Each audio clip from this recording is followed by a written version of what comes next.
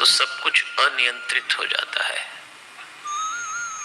और उसको नियंत्रण करने के लिए सिर्फ और सिर्फ संस्कार काम आते हैं। संस्कारों के अभाव का दूसरा नाम दुर्गुण है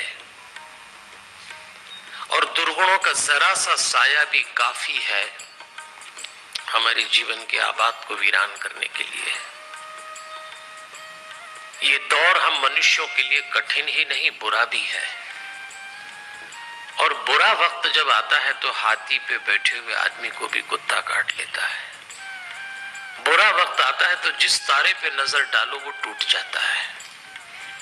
ये उलझा हुआ समय है। इस समय हमारी जिंदगी का कोई हिस्सा दूसरों के लिए बड़ी आसानी से किस्सा बन जाता है। वासना के झंझावत चल रहे हैं। दुष्कर्मों के थपेड़े से युवा देह की फुलझड़ी से भी शोले फूटते हैं।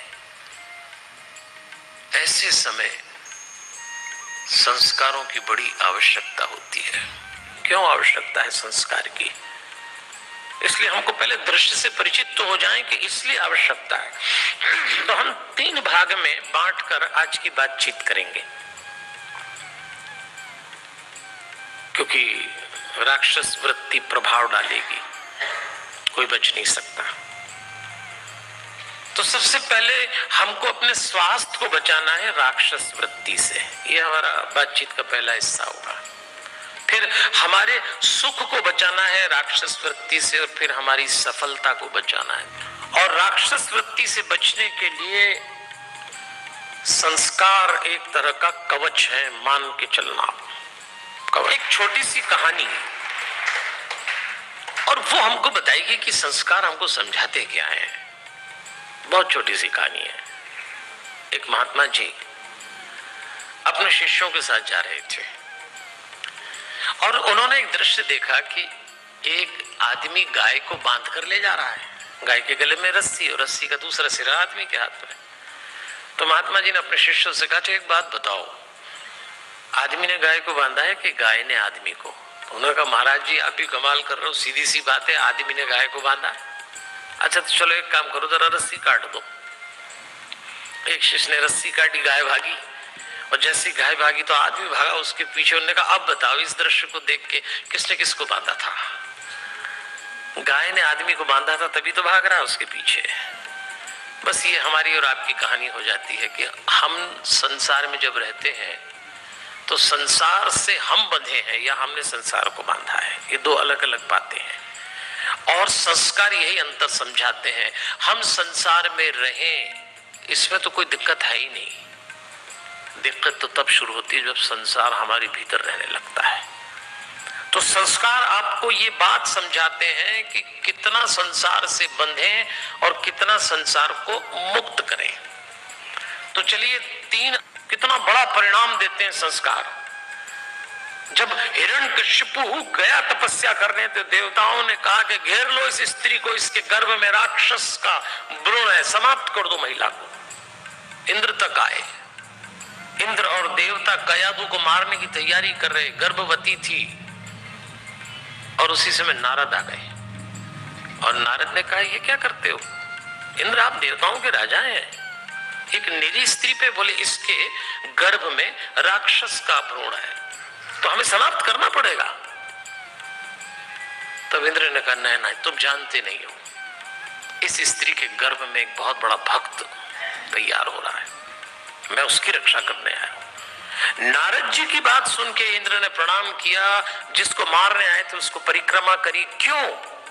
क्योंकि उस माँ के गर्भ में एक भक्त पल रहा था। उस माँ ने उस गर्भ को संस्कार से जोड़ा था। वो प्रहलाद था और प्रहलाद का जब जन्म हुआ तो बाकी कथा तो आप जानते हैं, पर जो सबसे अनूठा काम हुआ, संस्कारों का परिणाम बता रहा हूं मैं, कि जब भगवान नरसिंह ने अवतार लिया और उन्होंने हिरण्यकश्यप से कहा कि तूने वरदान प्राप्त किया था कि न तुझे कोई नीचे मारे, न ऊपर मारे, न भीतर मारे, न बाहर मारे, न शस्त्र से मारे, न अस्त्र से मारे, तो ले मैं तुझे मारता हूं। बैठ गए राजगादी पे, जंघाओं पे रखा और नाखूनों से चीरा था और कहा था जिसका जन्म हुआ उसकी मृत्यु तो होगी, हिरण्यकश्यप मरना तो तुझे पड़ेगा। वो मर गया। लेकिन नरसिंह भगवान बहुत आवेश में आ गए और इतना आवेश में आ गए कि ब्रह्मांड कांपने लगा। देवता ब्रह्मा के पास पहुंचे, इन्हें शांत करिए। ये गर्दन हिलाते हैं तो इनके बाल के झटके से देवताओं के विमान कांप गए। ये इतनी सांस ले रहे हैं कि स्वर्ग धक्का लग रहा है, इनको शांत करिए। तो ब्रह्मा ने कहा था कि इनको अब एक ही व्यक्ति शांत कर सकता है, और वो है प्रहलाद। प्रहलाद बेटा, तुम्हारे पिता की मृत्यु इनसे हुई है, अब ये आवेश में, जरा ध्यान दीजिएगा। एक संस्कारी मां ने जिस बालक को जन्म दिया, उस बालक से भगवान कैसे बात करते हैं। भगवान नरसिंह उस बालक के सिर पे हाथ फेर के कहते हैं, प्रहलाद, मेरे सहन करने की एक सीमा होती है, तूने मेरे लिए क्या नहीं सहा, लेकिन आज मेरी सीमा टूट गई, अब मुझसे रहा नहीं है, बोल क्या मांगता है। और उस दिन जो प्रहलाद ने मांगा, सारा ब्रह्मांड रो उठा। देवता देख रहे थे, पुष्पांजलि कर रहे, पर आंसू निकल आए देवताओं के।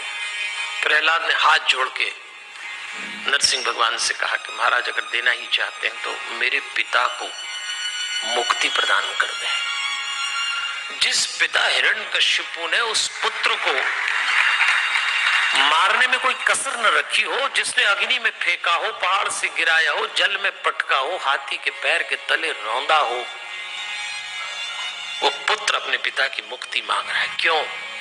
मां का दिया संस्कार बोल गया। ये है संस्कार। इस सीमा तक हमें संस्कार को समझना है, बचाना है और अपनी नई पीढ़ी में उतारना है।